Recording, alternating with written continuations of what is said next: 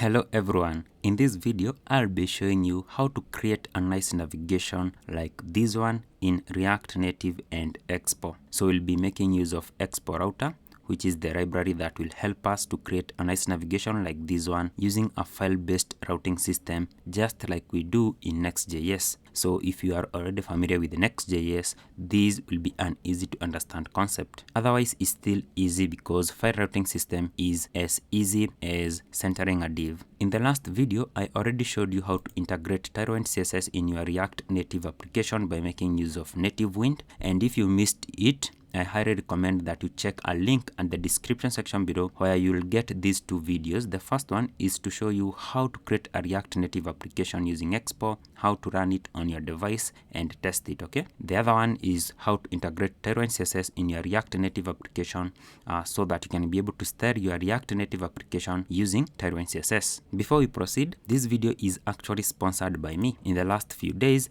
I released my full stack Next.js 15 course on Udemy, where we get to create a multi-user blogging platform.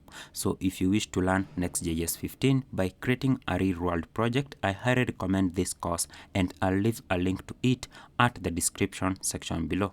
So right now we have app and we have one page which is index.tsx page, and this is actually being treated as the home page of our application. We can create a new page, create.tsx.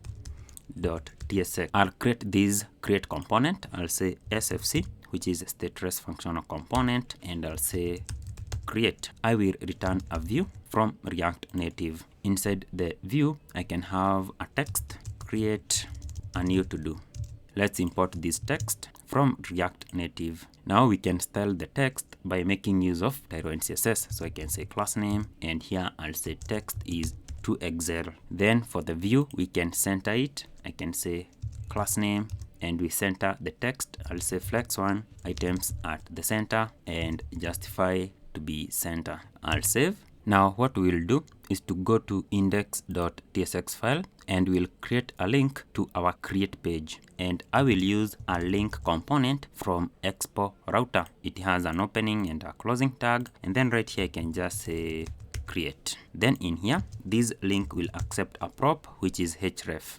And right here, I'll just say / create. Now this will create a link to our create page, okay? And if this gives you some TypeScript errors, you can either update your Expo router or you can try to run the application and see if TypeScript will recognize that page. So here, I'll just say npm start, and this will start the application. So for now, I'll test it on web. So what I'll do, I'll just click on this link and it will open on web here. Now here we are, and our homepage has hello and also it has create. And when I click on it, it takes us to create a new to do. And that is exactly what we added right here, create a new to do. So as you can see, we have already added a link to our create page. Now let's try to add a dynamic link. So for dynamic link, just like in Next.js, we use a file name with the square brackets. So here at app, I'll actually create a new folder and I'll say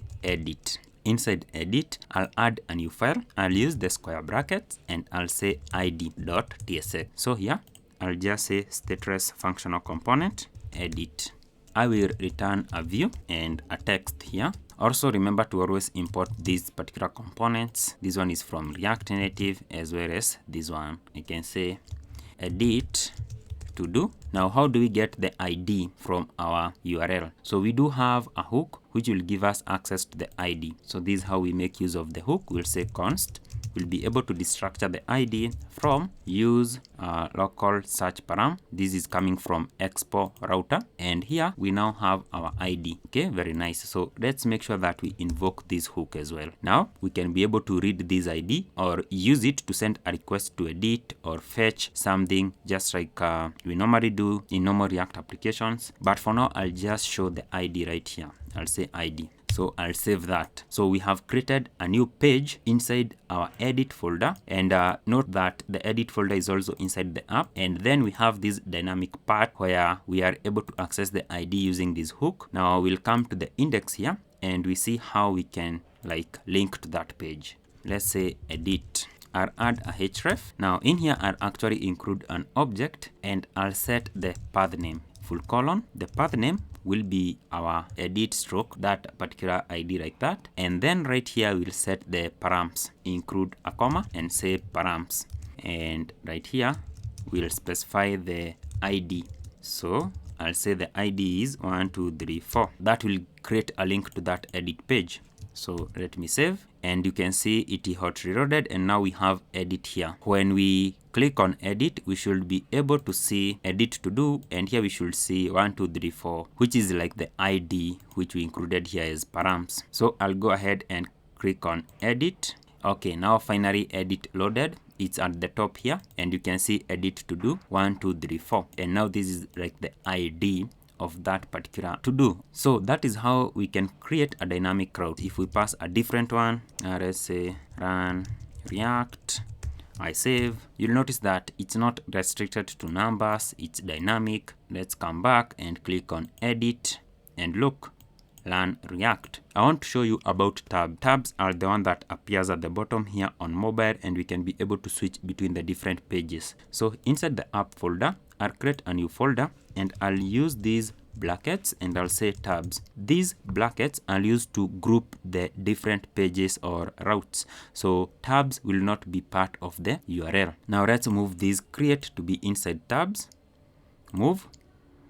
Also, we can move the index.tsx to be inside tabs. So I will move as well. Now I can create another page inside tabs, and I'll say search.tsx.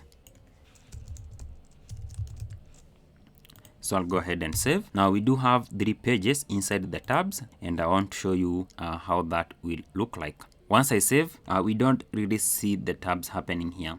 So we need to create a layout inside our tabs. Underscore layout.tsx. So underscore prevents layout to be part of our routes, okay? So it will not be recognized as a page. Stateless functional component underscore layout. You can name it any name, it doesn't really matter. I will be able to return tabs. These will come from Expo router, just like that. And once I save that, you can see Expo router was immediately able to recognize all the pages that we created. Look at these. We have index, we have create, and we have search. And we can be able now to navigate between them. So if I go to create, that will move us to the create page, just like that. Create a new to do. If I go to search, that takes us to search to do's. So as you can see, Expo automatically create these tabs for us, which is really cool. So for now, let me show you how we can customize the names and so on. I'll say tabs.screen, which is a component, and I can be able to pass some props. So the first prop, I'll say name, and I'll give it the name of the file that I want to customize, which is the index. And then here I'll have options. I'll say title. I can be able to change the title, and I'll set it to be home. So for the index, instead of saying index, it will now be home. And I'll go ahead and save. And now look here, it says home. We can be able to hide the title that appear at the top here. We'll say header shown, and we'll say false. I go ahead and save, and that hides home. Okay, so if we remove this, I save, you see how we have home here, but if I include it, it hides that home. And you can do the same for the rest. I'll go ahead and say here it's search, header shown, false. I save. Now look, if I go to create, we don't have that title. So how can we hide these tabs? We will hide it at our layout here. We'll actually include a view. Let's make sure that we import it from React Native, and we add a class name, and I'll flex one. Then in here, we'll now include our stack, but now it will have an opening and a closing tag. Now inside the stack, we'll be having a similar thing like stack.screen. It is self-closing. Now here, we'll be able to say name, which is our group tabs. We include an option of header shown, just like we did with the other one. The difference is that here we are saying stack, but here we are using tabs. Header shown will be false, and that now will hide these tabs. Okay, so I go ahead and save to auto format and also save the file, and just like that, we no longer have that title where it says tabs. We just have search to-dos. We have our different home, create, and search tabs down there. And as you can see, that is routing in Expo. Okay, it's easy, it's file-based. Now, in the next video, I'll be showing you how to style this with Tyro and CSS so that it looks as nice as what I have here. Make sure to subscribe, turn on notifications so that whenever I upload that video, you'll be able to get it. So thank you for watching. Let me know what you think about Expo router at the comment section below.